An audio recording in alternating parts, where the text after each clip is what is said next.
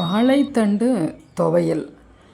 இதுக்கு நம்ம வாழைத்தண்டை மேல் பாகம் வலுவலுன்னு இருக்க பாகத்தை வெட்டிட்டு நல்லா ரவுண்டாக இப்படி அரைஞ்சிக்கிறோம். இதில் நார் பொதுவாக எடுக்க தேவையில்லை, ஏன்னா நம்ம சட்னியாக அரைக்கிறதால இதில் இருக்க நார் தான் நம்ம குடலில் இருக்க கெட்ட கிருமிகளை அகற்றி கொண்டு வர்றது. அதனால் நம்ம சட்னியாக துவையலாக அரைக்கும் போது நமக்கு அந்த ஒரு வேலை இல்லை, பொடி பொடியாக அரைஞ்சிக்கலாம்.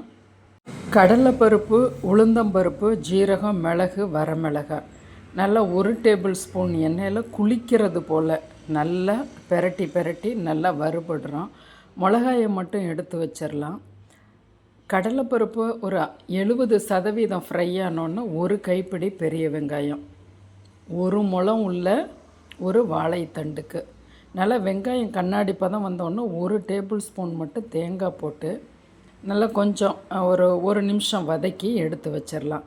இப்போ அதே சட்டியில் எண்ணெய்லாம் விட வேணாம், அப்படியே வாழைத்தண்டுகளை சேர்த்து 2 பெரட்டி அதில் உப்பு போட்டு மூடி வச்சிட்டோன்னா நல்லா அது தன்னுடைய தண்ணியிலையே அது ஒரு வேக்காடு வெந்துடும் ஒரு 2 நிமிஷத்தில்.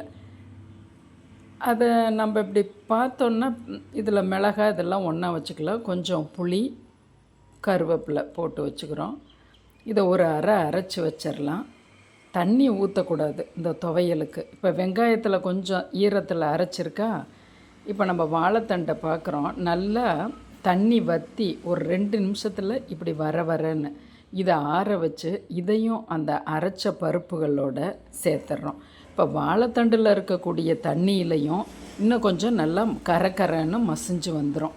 இப்படி நம்ம எடுத்து வச்சுக்கும்போது இது சப்பாத்திக்கு, சாதத்துக்கு பிசைஞ்சு சாப்பிட ரொம்ப அட்டகாசமாக இருக்கும் சுவையும். அதோட நார் சத்து அதிகமாக இருக்கிறதுனால உடல் எடையை கரைக்கும். குடலில் இருக்க கெட்ட விஷயங்களை இழுத்து மலக்குடலுக்கு தள்ளிடும்.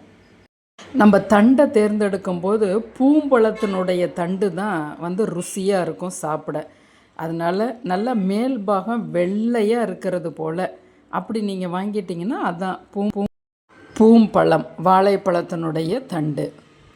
பொரியலுக்கு தயிர், அதை இதிலே வாழைத்தண்டு பச்சடி செய்யலாம், தயிர் பச்சடி. அதுக்கெல்லாமே இந்த பூம்பழத்தினுடைய தண்டு தான் ருசியாக இருக்கும். முதல்லலாம் அது மட்டும்தான் மார்க்கெட்டுக்கு வரும். இப்போ எல்லா வித தண்டுகளும் வர்றதால உங்களுக்கு அதெல்லாம் ருசியை தராது. அதனால் அதை மட்டும் நம்ம பார்த்து எடுக்கும்போது செலக்ட் பண்ணிக்கணும்.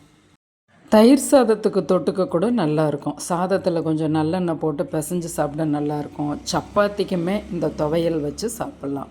ஒரு முறை இந்த துவையல் செய்து பாருங்கள். நம் சேனலை சப்ஸ்கிரைப் பண்ணுங்கள், ஷேர் பண்ணுங்கள்.